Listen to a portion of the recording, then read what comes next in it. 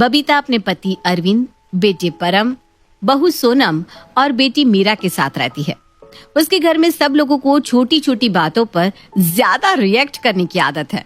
सब लोग हर छोटी छोटी बात पर दवाई खाते रहते हैं। सोनम, मेरे फोन का चार्जर कहाँ है यार? इतनी इम्पोर्टेंट मीटिंग है मेरी और मेरा चार्जर ही नहीं मिल रहा। ओहो, कोई चीज मुझे टाइम पर मिलती नहीं। मेरा तो सर दर्द हो गया। मुझे जल्दी से कोई सर दर्द की दवाई दे दो। हाँ, अभी लेकर आती हूँ। सोनम की सास बबीता ये सुन लेती है। परम बेटा, इतनी छोटी सी बात पर दवाई खाना ठीक नहीं। इतनी दवाई खाने से सेहत खराब हो जाती है। माँ, इस वक्त मेरा सर दर्द के मारे फटा जा रहा है। मुझे दवाई तो खानी पड़ेगी। वैसे भी थोड़ी देर में मेरी इतनी इंपॉर्टेंट मीटिंग है। सोनम यार, जल्दी से दवाई लाकर दो ना। सोनम सर दर्द की दवाई लाकर देती है और परम खा लेता है। अब दवाई खाकर ना सर दर्द में आराम मिला। सोनम किचन में खाना बनाने जाती है। मम्मी जी, आज खाने में क्या बना दूं? एक काम करो, आज खाने में आलू की सब्जी और पूरी बना लो, मजा आ जाएगा। वैसे भी बहुत दिन हो गया आलू पूरी खाए। सोनम की ननद मीरा आलू पूरी का नाम सुनते ही खुश हो जाती है। अरे वाह, आज तो आलू पूरी बन रही है। मुझे ना बहुत ही ज्यादा पसंद है। आज तो खाने में मजा ही आ जाएगा। सोनम किचन में आलू पूरी बनाने लगती है। तभी पूरी तलने में सोनम का हाथ जल जाता है। ओ मारे, मेरा तो हाथ ही जल गया। आ, आ। सोनम जोर जोर से चिल्लाती है। सोनम के चिल्लाने की आवाज सुनकर उसकी ननद मीरा और सास बबीता आते हैं। क्या हुआ बेटा? देखो ना मम्मी जी, मेरा कितना हाथ जल गया। अरे बेटा, थोड़ा सा ही तो लगा है। लाओ दवाई लगा देती हूँ, ठीक हो जाएगा। नहीं नहीं मम्मी जी, इतना ज्यादा जल गया है, मुझे तो दवाई ही खानी पड़ेगी। अरे बहू, इतनी सी बात पर दवाई खाना अच्छी बात नहीं है। मम्मी जी, आप नहीं समझेंगी, कितना दर्द हो रहा है मुझे। दवाई तो खानी ही पड़ेगी। सोनम जाती है और दवाई खा लेती है। दवाई लेने के बाद तुरंत सोनम कहती है, हाँ, दवाई खाने के बाद ना हाथ की जलन कुछ कम हुई, नहीं तो दर्द के मारे मेरी तो जान ही निकल रही थी। कमाल है, बहू ने अभी तो दवाई खाई। दवाई खाते ही दर्द में आराम कैसे हो सकता है? थोड़ा तो वक्त लगता है ना दवाई को अपना काम करने में।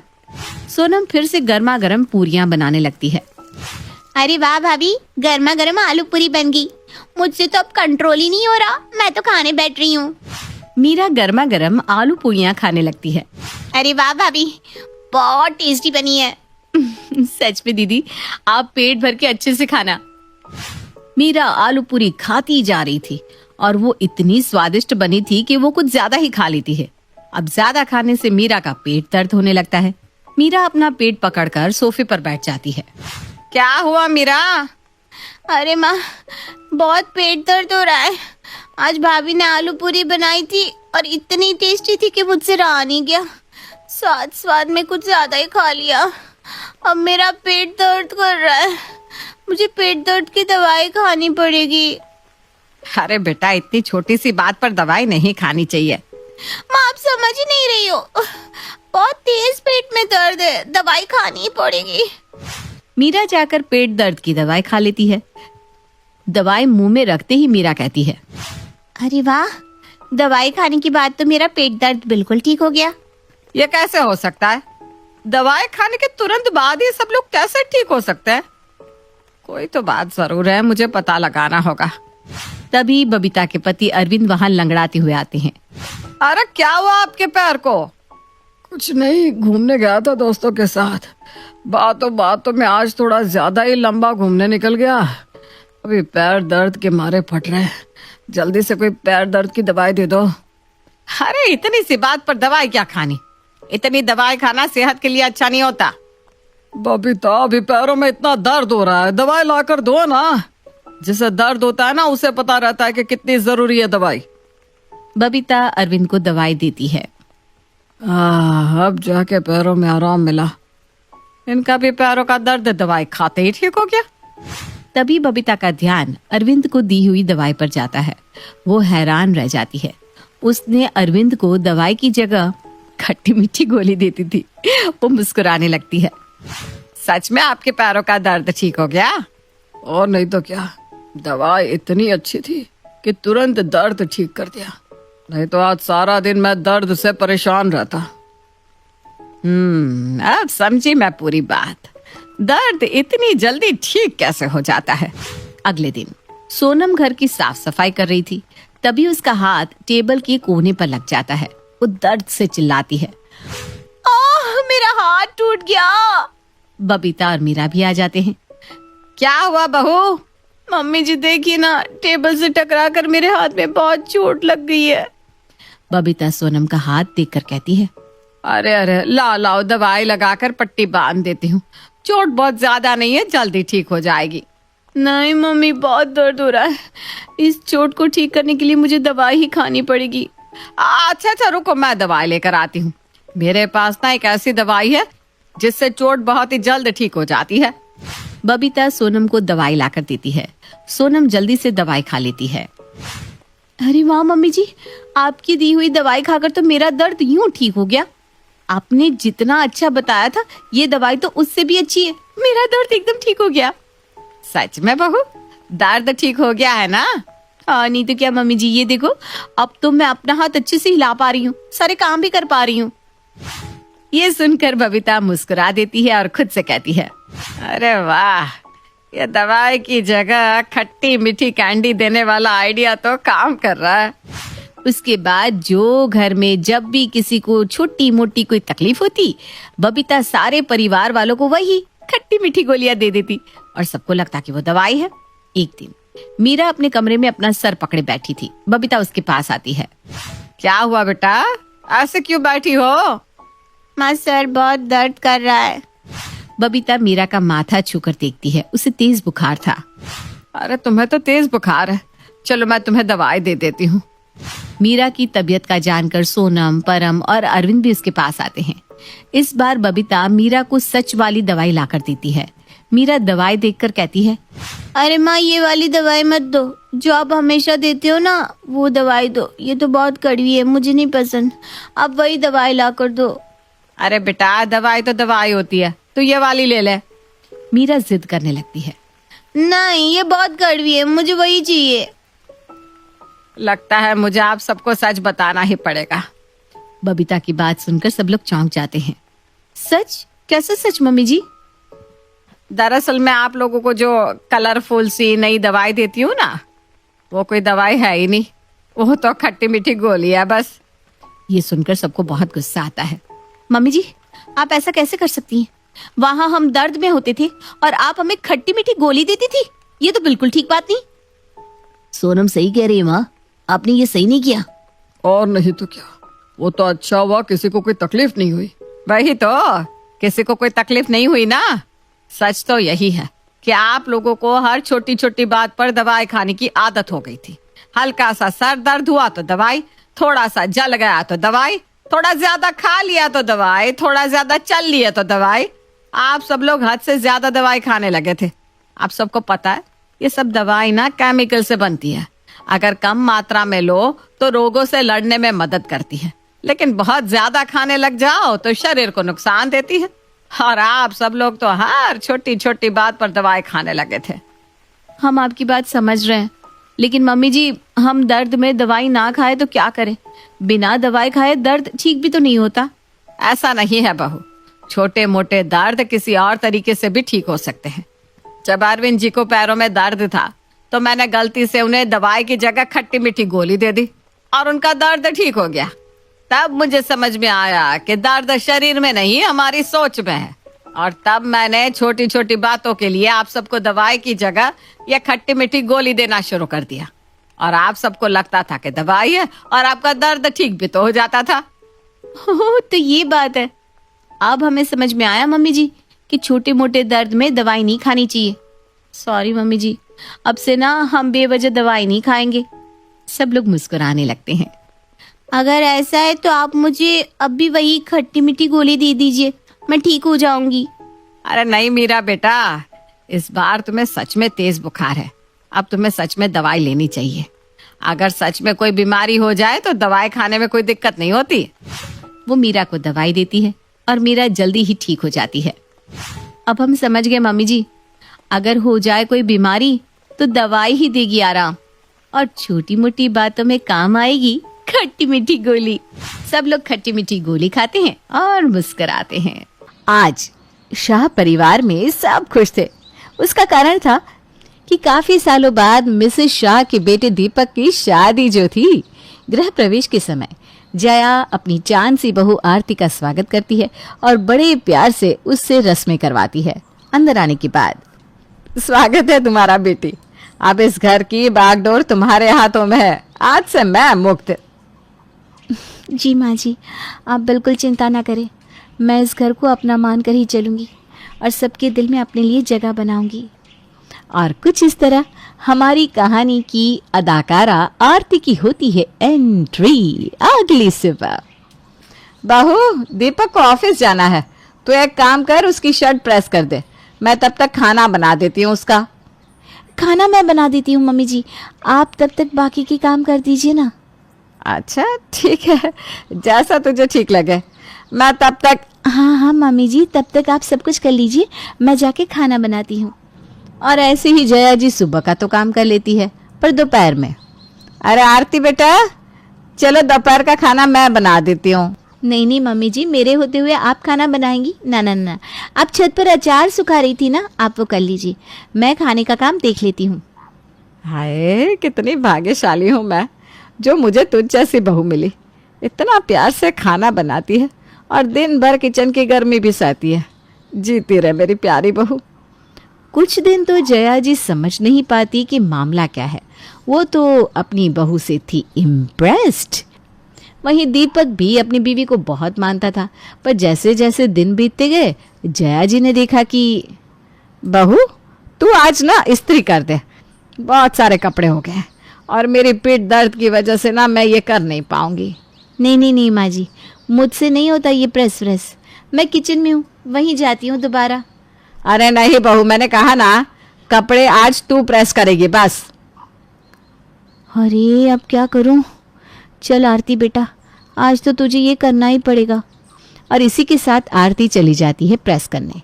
लेकिन ये क्या, मुश्किल से 5 मिनट होते नहीं कि जया जी जो चाय पीते हुए अनुपमा देख रही थी, कहती है, अरे ये अनुज तो अनुपमा से इतना जल रहा है कि उसकी बू यहाँ तक आ रही है।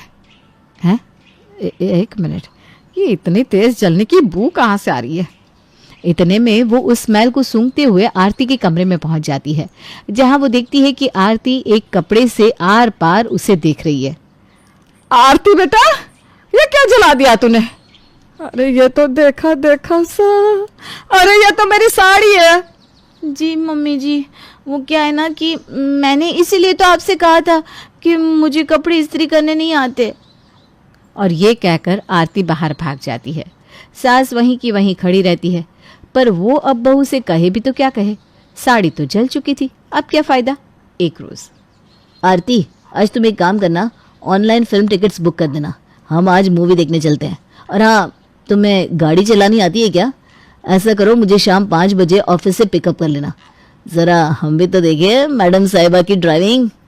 दीपक, मुझे ना गाड़ी नहीं आती चलानी, फिल्म की टिकट बुक करनी होती है क्या? वहाँ जाके लेने नहीं पड़ती? मैंने 2008 में एक मूवी देखी थी, वो तो टिकट जाकर ही लेनी पड़ी थी। और ये फिल्म हम किसी और दिन देख लेते ना, आज नहीं, आज मुझे ना शाही पनीर बनाना है। हाँ, 2008 में मूवी देखी? तुम पूरा दिन घर में रहकर करती क्या थी फिर? न जाने कैसी लड़की से पाला पड़ा है। शाही पनीर बनाने के लिए तुम मेरे साथ टाइम स्पेंड नहीं कर सकती? क्या तुम्हें सिर्फ खाना बनाना ही आता है? क्योंकि मैं तो तुम्हें और कुछ करता हुआ कभी देखता ही नहीं हूँ।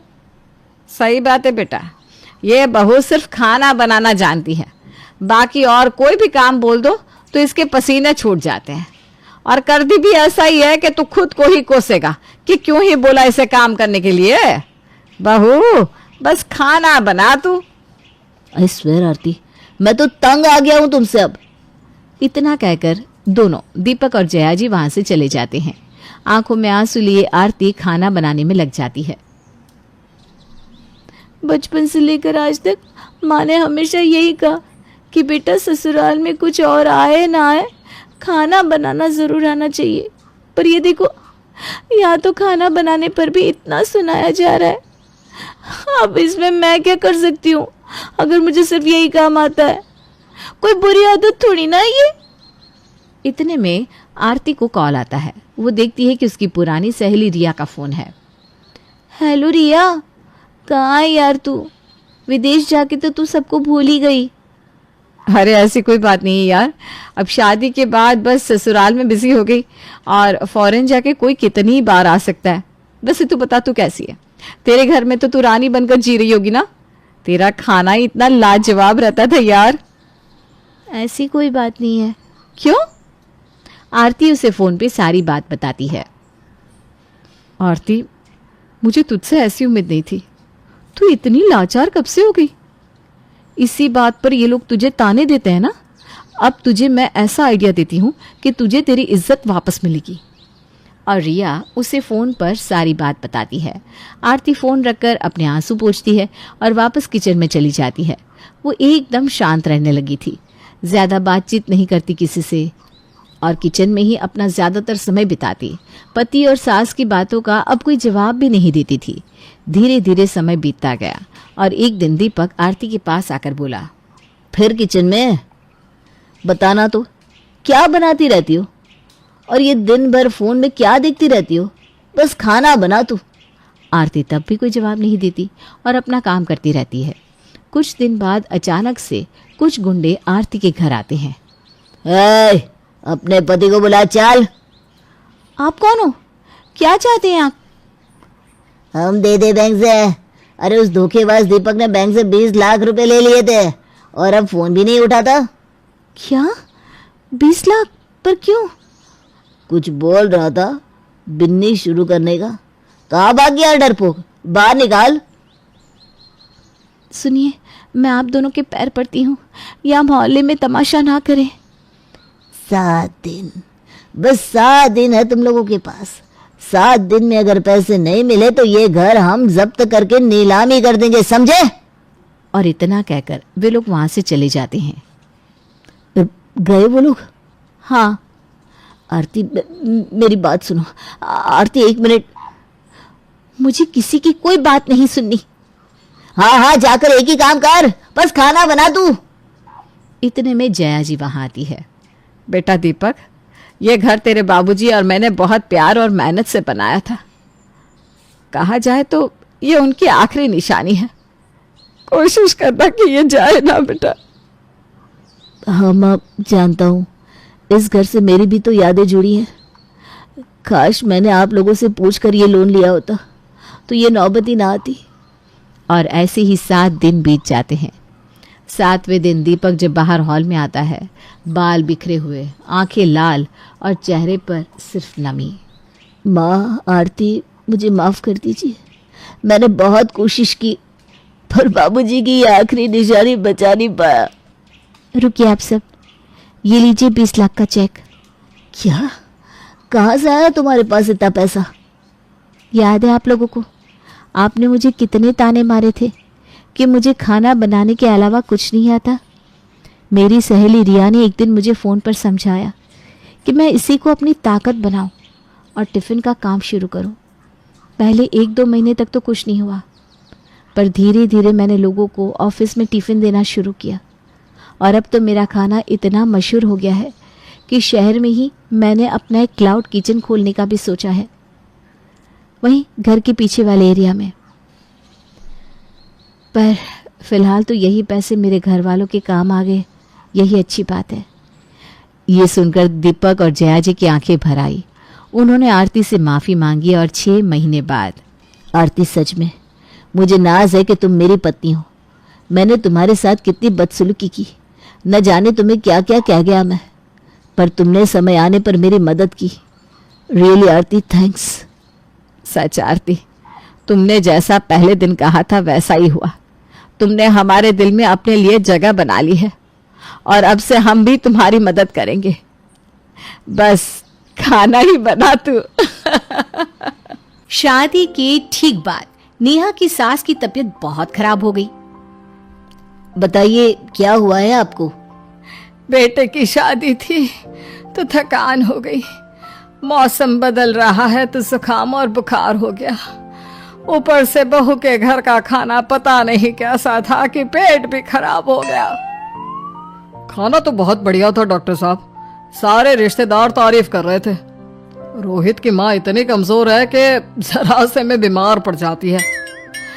डॉक्टर साहब, आप सारी जांच करके देखिए, मुझे ऐसी क्या बीमारी है कि मेरी तबीयत ठीक ही नहीं रहती। फिलहाल तो ज्यादा कुछ नहीं है, पहले आपके जुकाम, बुखार और पेट का इलाज कर लेते हैं, फिर बाकी के टेस्ट करवा लेंगे। अभी आप ये दवाइयाँ ले आइए। पिताजी, मैं डॉक्टर साहब को छोड़कर और दवाइयाँ लेकर आता हूँ। माँ जी तो बीमार थी, इसलिए नेहा ने किचन संभाल लिया। माँ जी, अब आपकी तबीयत कैसी है? पहले से ठीक है। आप बैठिए, मैं खाना लगाती हूँ। तेरे बाबूजी और रोहित ने खाना खा लिया? रोहित तो टिफिन लेकर ऑफिस गए हैं माँ, और बाबूजी ने खाना खा लिया है। आप शुरू कीजिए। ये क्या, खाने में इतना तेल, इतने मसाले? अरे अभी अभी तो तबीयत ठीक हुई है मेरी, तुम क्या मुझे वापस बीमार करना चाहती हो? नहीं माँ जी, ऐसा नहीं है। क्या हुआ? देखो ये बहू ने कैसा खाना बनाया है। खाना तो बहुत ही स्वादिष्ट था। अरे मैं ये खाना खाऊंगी तो बीमार हो जाऊंगी ना। ओ हाँ, बहू को अभी पता नहीं ना तुम्हारे बारे में, रोहित समझा देगा उसे। देख बहू, अच्छे से समझ लेना कि इस घर में कैसा खाना बनता है। हाँ माँ जी, मैं समझ लूंगी, लेकिन अभी आप कुछ तो खा लो। ये खाना खा लूंगी तो कल का खाना खाने के लिए बचूंगी भी नहीं। सास की बातें सुनकर नेहा उदास हो गई। उसने रोहित के घर आती ही उससे माँ जी के खाने के बारे में पूछा। आज माँ जी ने मुझे खाने के लिए बहुत बुरा भला कहा। माँ को मसालेदार और तेल घी वाला खाना सूट नहीं करता, वो बीमार पड़ जाती हैं। ऐसी क्या बीमारी है माँ जी को? पता नहीं, आज तक कई डॉक्टरों को दिखाया, कितने टेस्ट करवाए, लेकिन कोई बीमारी पकड़ में ही नहीं आई। नेहा को कुछ समझ में तो नहीं आया, लेकिन उसने अपनी सास के हिसाब का खाना बनाना सीख लिया। माँ जी, आज तो खाना ठीक है ना? खाना तो ठीक है, लेकिन ये मुआ रेडियो क्यों चल रहा है इतनी तेज आवाज में? वो माँ जी, मैं अकेले काम करते करते बोर हो रही थी ना, तो टाइम पास करने के लिए चला दिया। तेरा इस टाइम पास के चक्कर में मेरा सर दर्द से फटने लगा है। तेज आवाज से मुझे माइग्रेन हो जाता है। सॉरी माँ जी, मुझे पता नहीं था। तुम्हें जब तक सब पता चलेगा तब तक मैं तो भगवान के पास ही पहुंच जाऊंगी। नहीं नहीं, ऐसा मत कहिए ना माँ जी।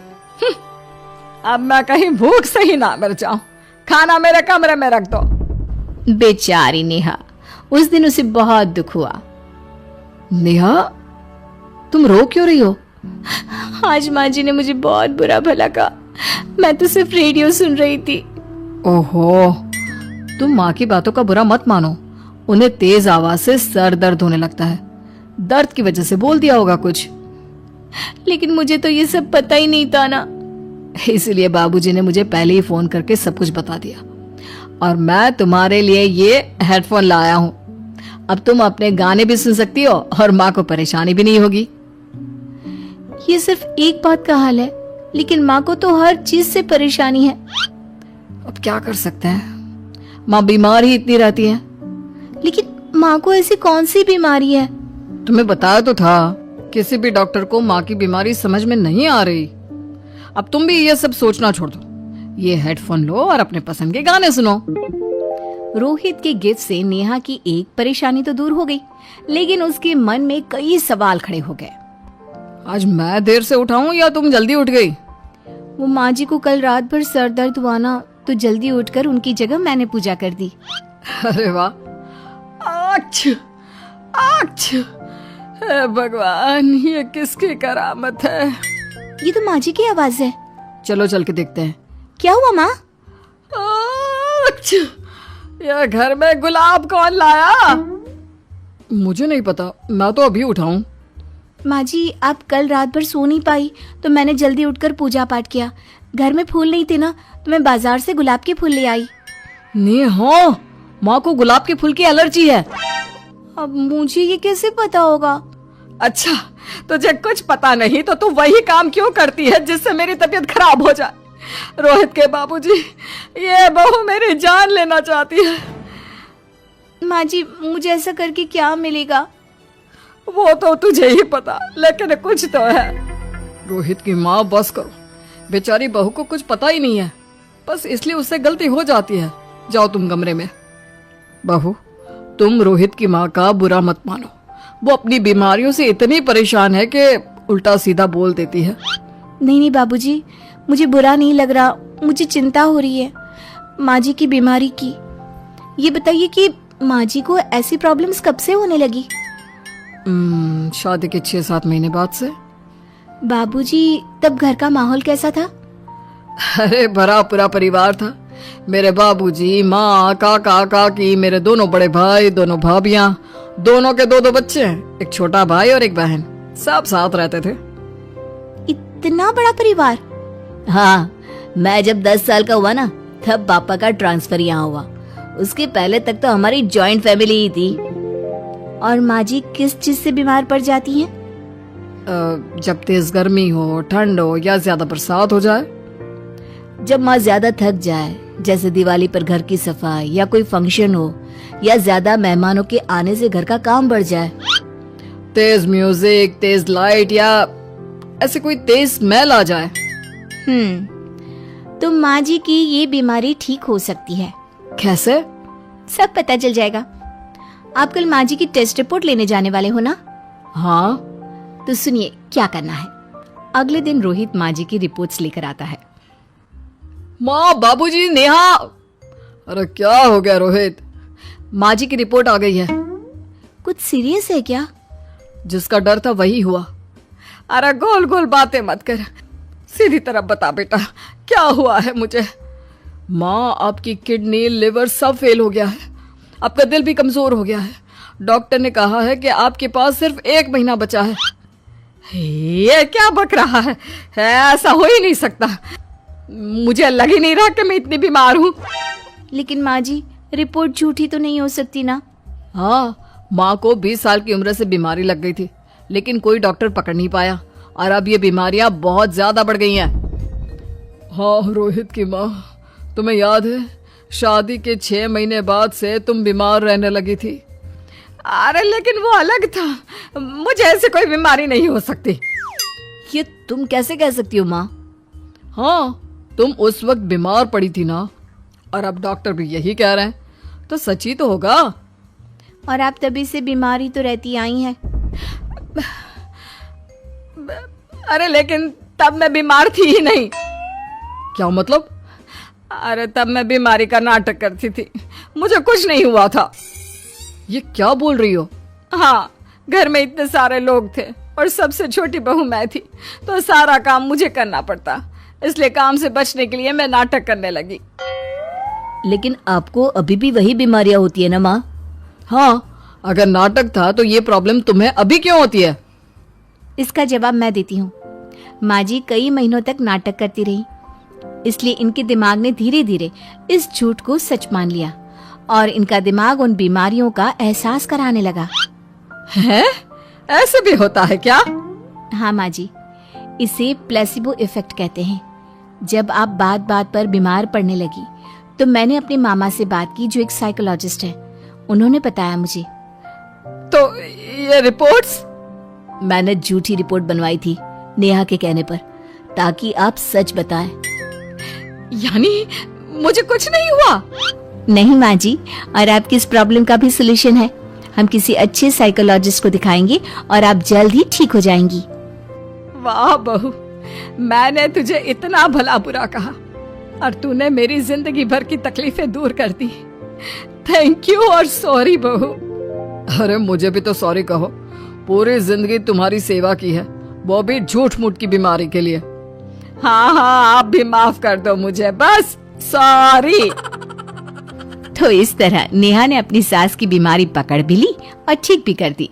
आकाश की माँ कावेरी काफी वक्त से उसके लिए लड़की ढूंढ रही थी, लेकिन वो हर बार कोई ना कोई बहाना बना देता था कि अभी उसे शादी नहीं करनी। हालांकि अब तो उसकी उम्र भी हो चुकी थी। फिर से? अरे कब तक ना बोलते रहोगे आकाश बेटा? अब तुम 28 के हो चुके हो। मैंने कहा ना मुझे अभी शादी नहीं करनी। आखिर कैसी लड़की चाहिए तुम्हें वो बताओ, मैं तुम्हारे लिए बिल्कुल वैसी ही लड़की ढूंढ लाऊंगी। आप मेरी पसंद की लड़की ढूंढ ही नहीं सकती, आपको कुछ पता ही नहीं है। भाई, जब तक आप बताएंगे नहीं तब तक पता कैसे चलेगा कि आखिर बात क्या है, कैसी लड़की पसंद है आपको? अरे मैं नहीं बता सकता। मुझे तो समझ में नहीं आ रहा कि तू कुछ बताता क्यों नहीं।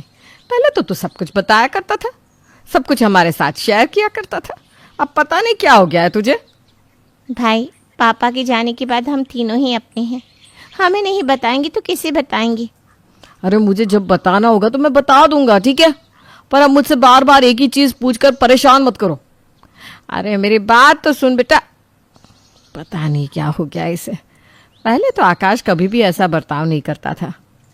हाँ माँ, आप सही कह रही हैं। पता नहीं भाई ऐसी कौन सी बात है जो हमसे छुपा रहे हैं। ऐसा लगता है कोई उनसे कह रहा है कि हमें कुछ ना बताए। अरे लेकिन ऐसा कौन हो सकता है? दिव्या, क्या अब मैं बता सकता हूँ घर में? अब तो माँ और प्रिया को भी मुझ पर शक होने लगा है। चलो ठीक है, बता ही देते हैं। वैसे माँ भी कह रही थी अब वक्त आ गया है कि हम अपनी शादी की बात घर वालों से कर लें। अरे मैं तो कब से तुमसे शादी करने के लिए बेचैन हुआ जा रहा हूँ दिव्या। हम दोनों इतने वक्त से साथ में हैं, अब जाकर हम घर वालों से बात करेंगे और फिर एक हो जाएंगे। लेकिन आकाश, मुझे ना एक बात सता रही है कब से। अरे हाँ बताओ, मुझे क्या बात है? मेरी माँ को ऐसा लड़का चाहिए था मेरे लिए जो उनकी आज्ञा में रहे, उनकी हर बात को समझे। वैसे तुम जानती हो मेरे लिए लड़कों की लाइन लगी हुई थी, लेकिन मैंने तुम्हें चुना है। इसलिए अगर मेरी माँ छोटी मोटी बात कह दे तो प्लीज़ तुम संभाल लेना। हाँ। अरे ये भी कोई कहने की बात है भला? तुम्हारी माँ और पापा मुझे अपनी बेटी दे रहे हैं, क्या मैं उनकी इतनी सी बात नहीं मान सकता हूँ? तुम बिल्कुल फिक्र मत करो, उन्हें मुझसे कोई शिकायत नहीं होगी। लेकिन तुम्हारे घर वाले? अरे उनकी खुशी तो मेरी खुशी में ही है, वो कुछ नहीं कहेंगे सच में। तुम बस बताओ कि तुम्हारे घर बात करने कब आना है। ठीक है, मैं माँ से कहकर तुम्हें बताती हूँ। ठीक है, मुझसे तो इंतज़ार ही नहीं हो रहा कि कब हम एक हो जाएंगे। मैं भी यही चाहती हूँ कि हम एक हो जाएं। आकाश ने अपने घर वालों से दिव्या की बात कब से छुपा के रखी हुई थी, लेकिन अब दिव्या के कहने पर वो अपने घर वालों को ये सब बता रहा था। तो तूने ये बात पहले क्यों नहीं कही हमसे आकाश? हाँ भैया, माँ आपके लिए कितने वक्त से लड़कियां देख रही थी। आप पहले बता देते तो माँ मेहनत तो नहीं करती। दिव्या और मैं नहीं चाहते थे कि ये बात बाहर निकले, इसलिए हमने अब तक ये बात छुपाए रखी थी। आकाश, तुम गैरों को नहीं बताते, लेकिन मैं और प्रिया तुम्हारे अपने हैं। हमसे ये बात छुपाना मुझे तो कुछ सही नहीं लग रहा। हाँ भैया, आप हमेशा मुझसे छोटी से छोटी बात शेयर करते आए हैं अब तक। अरे आप लोग इतनी छोटी सी बात का इतना बड़ा बतंगड़ क्यों बना रहे हैं? अब ये सब छोड़िए, आप दोनों को दिव्या के माँ पापा से मिलने जाना है, हमारी सगाई और शादी की बात करने के लिए। अरे लेकिन लड़की वाले लड़के वालों के घर आते हैं शादी की बात करने। आकाश, हम क्यों जाएं? क्या माँ आप भी पुराने रिवाज को लेकर बैठ गई हैं।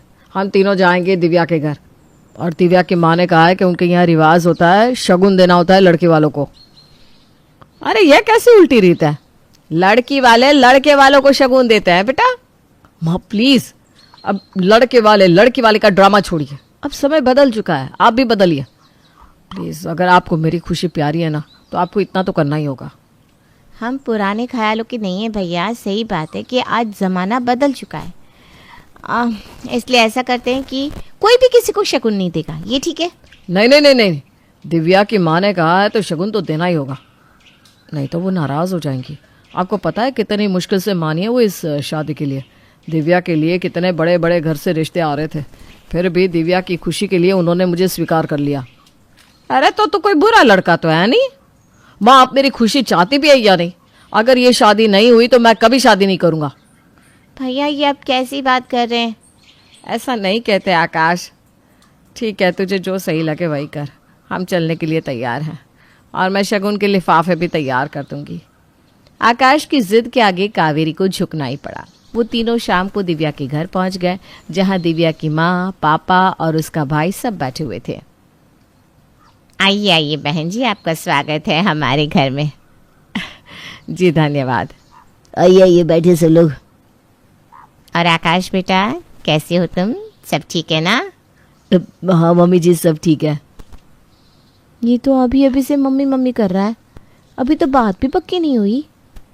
अब बहन जी, बच्चे तो एक दूसरे को पसंद करते ही हैं, हमें तो बस आशीर्वाद देना है, क्यों? हाँ हाँ, सही बात है आपकी भाई साहब। तो हम एक काम करते हैं, पहले इनकी सगाई कर देते हैं, फिर संगीत और फिर शादी कर देंगे। क्यों, सही है ना कावेरी बहन जी? जी जी, अब दोनों की उम्र भी तो हो ही गई है, जितनी जल्दी शादी हो जाए तो सही रहेगा। तो आप सगाई कहाँ रखना चाहते हैं? सगाई तो लड़की वालों की तरफ से होती है ना बहन जी। आकाश बेटा, हमें पता नहीं था कि आपकी माँ इतने पुराने ख्यालों की है कि वो आप भी लड़के वाले लड़की वाले के बीच में भेदभाव करती हैं।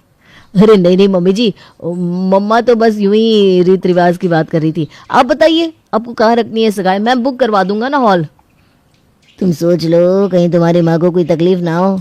अरे नहीं नहीं पापा जी, माँ को कोई तकलीफ नहीं है। क्यों माँ? हाँ हाँ, अब ज़माना बदल गया है तो हमें बदलना ही चाहिए। हम करवा देंगे बुक हॉल। अच्छा ठीक है आकाश बेटा, हॉल ज़रा अच्छा वाला करवाना जिसमें एसी वगैरह हो। हमारे मेहमान बहुत दूर से आने वाले हैं इसलिए। जी जी मम्मी जी, आप चिंता मत कीजिए, मैं अच्छा वाला हॉल ही बुक करवाऊंगा। तो फिर मैं आपको बताती हूँ कि सगाई में और क्या क्या होगा। वो सब तो हम फ़ोन पर भी बात कर सकते हैं, है ना बहन जी? अब क्या बताना बाकी है, सारा खर्चा तो हम कर रहे हैं। माम मुझे तो ये कुछ ठीक नहीं लग रही, लड़की की माँ। क्या हुआ, आप किसी सोच में पड़ गए? अरे नहीं नहीं बहन जी, हम कुछ नहीं सोच रहे थे कि हमारी होने वाली बहू नहीं दिखाई दी। जी जी दिव्या, आ जाओ, सब कुछ पक्का हो गया है। जी माँ। वाह, सब कुछ पक्का होने के बाद अपनी बेटी को बुला रही है और हमारा भाई इसे पहले से ही मम्मी मम्मी कर रहा है। अरे चुप करना, आकाश सुन लेगा तो उसे अच्छा नहीं लगेगा। कावेरी और प्रिया को ये सब सही तो नहीं लग रहा था, लेकिन आकाश अपने घर वालों की कोई बात सुनने को तैयार ही नहीं था। उसे तो बस दिव्या के घर वाले जो कह रहे थे उस हिसाब से करता जा रहा था। जी जी मम्मी जी, सारा इंतजाम हो गया है। हाँ जी, मैंने मिठाइयाँ भी मंगवा ली है। हाँ हाँ, मम्मा को कह देता हूँ, वो तैयारी कर देंगी। जी जी जी। अब क्या और तैयारी करनी है, हैं? अब बचाई क्या है, सब तो हमने कर लिया। ये बेटी को यहीं भेज देते, हम ही विदाई करवा देते। अरे चुप कर, आकाश आ रहा है। मम्मी जी कह रही थी कि आप सब मेहमानों के लिए कपड़े तैयार करवा दीजिएगा, उन्हें तोहफे में देने के लिए। क्या उनके मेहमानों को हम तोहफे दे? सगाई की तैयारी भी हम कर रहे हैं और तोहफे भी हम दे? अरे माँ, अब फिर से शुरू हो गई। वो लोग अपनी बेटी दे रहे हैं, हम कुछ कपड़े भी नहीं दे सकते क्या? भैया बात कपड़ों की नहीं है, लेकिन वो लोग। प्लीज आप दोनों इन छोटी छोटी बातों को बड़ा मत बनाइए। दिव्या की माँ को बुरा लग गया तो माँ, आप सबके तोहफे तैयार कर दीजिए प्लीज। अरे पर भैया। प्रिया चल छोड़, जाने दे, आज हम तैयारी कर देते हैं। ये हुई ना बात, मैं जानता हूँ कि आप दोनों मेरी खुशी में खुश हैं। चलो बाकी काम मैं देख लेता हूँ। सगाई की सारी तैयारी हो चुकी थी और शाम को सारे मेहमान भी आ गए और सगाई अच्छे से हो गई, लेकिन दिव्या की माँ कुछ ज़्यादा खुश नहीं लग रही थी। क्या हुआ मम्मी जी, कुछ परेशानी है क्या? नहीं बेटा, कुछ नहीं, सब लोग खुश हैं तो मैं भी खुश हूँ बस। अरे नहीं नहीं मम्मी जी, आप बताइए ना क्या बात है। आकाश, मम्मी को सगाई का फंक्शन इतना खास पसंद नहीं आया। उन्होंने तो बहुत उम्मीद लगाई थी कि तुम सब कुछ बहुत अच्छे से करोगे और मेहमानों के तोहफे भी कुछ खास अच्छे नहीं थे। अरे मुझे माफ़ कर दीजिए मम्मी जी, मैंने आपको दुखी कर दिया। अरे कोई बात नहीं बेटा, ये सब तो होता ही रहता है। वैसे भी अब तो शादी बाकी है, उसमें प्लीज़ तुम कोई कसर बाकी मत रखना। हाँ अरे आप देखिएगा मम्मी जी, शादी में मैं सब कुछ इतने अच्छे से करूँगा कि आप खुश हो जाएंगी। कावेरी बहन जी, अगर आपको शादी में कोई दहेज चाहिए तो अभी से कह दीजिए, हम तैयारी करते। अरे नहीं नहीं मम्मी जी, हमें कुछ नहीं चाहिए। आप मुझे अपनी इतनी प्यारी सी बेटी दे रही हैं, मुझे और कुछ नहीं चाहिए। हाँ बहन जी, हमें कुछ नहीं चाहिए सच में। अरे हम खुद दहेज के खिलाफ हैं, आपको जो भी देना है अपनी बेटी को दे दीजिएगा। नहीं नहीं मम्मी, दिव्या के लिए भी सब कुछ मैं ही करूँगा, उसे जो भी पसंद है सब कुछ मैं दिलवाऊंगा। दिव्या तुम बताना मुझे, तुम्हें कौन सा लहंगा चाहिए, कौन से गहने चाहिए? लेकिन बेटा वो तो माता पिता देते हैं अपनी बेटी को, हम कैसे दे सकते हैं? हाँ, अभी तुम्हारी माँ ही ये सब कह रही है तो शादी में सारे लड़के वाले भी यही कहेंगे ना। रहने दो आकाश बेटा, हमें कुछ नहीं चाहिए। हाँ आकाश, रहने दो, मैं कोई भी लहंगा पहन लूँगी, मुझे कोई दुख नहीं है। देखा माँ, कितनी उदास हो गई दिव्या, उसे कोई लालच नहीं है कि हम उसे क्या दे रहे हैं। अब मम्मी जी, दिव्या, पापा जी, आप सब बिल्कुल चिंता मत कीजिए, कोई कुछ भी नहीं कहेगा, मैं हूं ना। मुझे बहुत खुशी है कि मेरी बेटी ने तुम्हें चुना है, नहीं तो तुम तो जानती ही हो कि मेरी बेटी के लिए कितने लड़के लाइन में लगे थे। हाँ तो फिर उन्हीं से करवा दी थी अपनी बेटी की शादी, मेरे भाई के पीछे क्यों पड़ गई? आकाश को तो जैसे कुछ दिख ही नहीं रहा कि उसके साथ क्या हो रहा है, और हमारी बात वो सुनना नहीं चाहता। करे तो क्या करे अब तो भैया हाथ से गए माँ, अब वो हमारे कहाँ, अब तो वो ससुराल के हो गए। कावेरी और प्रिया आकाश को समझाने की कोशिश तो कर रहे थे, लेकिन वो समझने को तैयार ही कहाँ था। आकाश को तो बस दिव्या दिव्या दिव्या का प्यार दिखाई दे रहा था। तुमने खाना खाया? अरे कहाँ खाया? अरे क्यों इतना लेट हो गया, तुमने खाना क्यों नहीं खाया अब तक? अब तुमसे क्या छुपाऊं, हमारे कुछ मेहमान गांव से आने वाले हैं, बस उन्हें स्टेशन लेने जाना है, इसलिए मैंने खाना नहीं खाया अब तक। अरे अरे इतना काम कर रही है मेरी शोना अपनी शादी में। एक काम करो, तुम खाना खाओ और सो जाओ, ठीक है? मैं उन्हें ले आता हूँ और तुम्हारे घर छोड़ दूंगा। सच? अरे तुम्हारे लिए तो मैं कुछ भी कर सकता हूँ। तुमसे कभी मैंने झूठ कहा है क्या? तुम कितने अच्छे हो, लेकिन आज तो संगीत है ना, तुम्हारे घर वाले नहीं कहेंगे कुछ? अरे उनकी टेंशन तुम मत करो, उन्हें मैं देख लूँगा। अब क्या देख लूँगा, सारी शादी की तैयारियां तू देख रहा है, अब क्या बचा है बेटा? अरे माँ, मुझे दिव्या के कुछ रिश्तेदारों को स्टेशन लेने जाना है, बस मैं अभी आता हूँ। अरे बेटा आज तेरा संगीत है, तू इसे छोड़कर कहाँ जा रहा है? अरे माँ, उनके घर में भी तो शादी के इतने काम है, मैं बस गया और आया, तुम चिंता मत करो। अरे यहाँ सब तेरे बारे में पूछेंगे तो क्या कहेंगे हम? भैया आप दूल्हे हैं, आप लेने जाएंगे तो कैसा लगेगा, अब यहाँ रुक जाइए भैया। अरे मैंने दिव्या को प्रॉमिस किया है, मैं अभी आता हूँ। आकाश अपने संगीत वाले दिन दिव्या के मेहमानों को लेने गया था, जिससे उसका संगीत अधूरा ही रह गया, और आज उसकी शादी थी जिसका आकाश को कब से इंतज़ार था। आज के दिन का मुझे कब से इंतज़ार था माँ, आखिरकार वो दिन आ ही गया। हाँ, आज तेरी विदाई है ना? क्या? मेरा मतलब है दिव्या की विदाई है ना, इसलिए मेरा मन बहुत उदास हो रहा है। भाई मौसी आपसे मिलने आई है, वो 2 दिन से यहाँ नहीं थी ना, आइए मौसी। अरे कितना अच्छा लग रहा है मेरा आकाश, है बेटा? किसी की नजर ना लगे तुझे? हाँ, तू भी आशीर्वाद दे दे कि सब अच्छा हो बस। अरे दुल्हे राजा, अपनी दुल्हन का फोटो तो दिखाओ, मैंने तो देखा ही नहीं।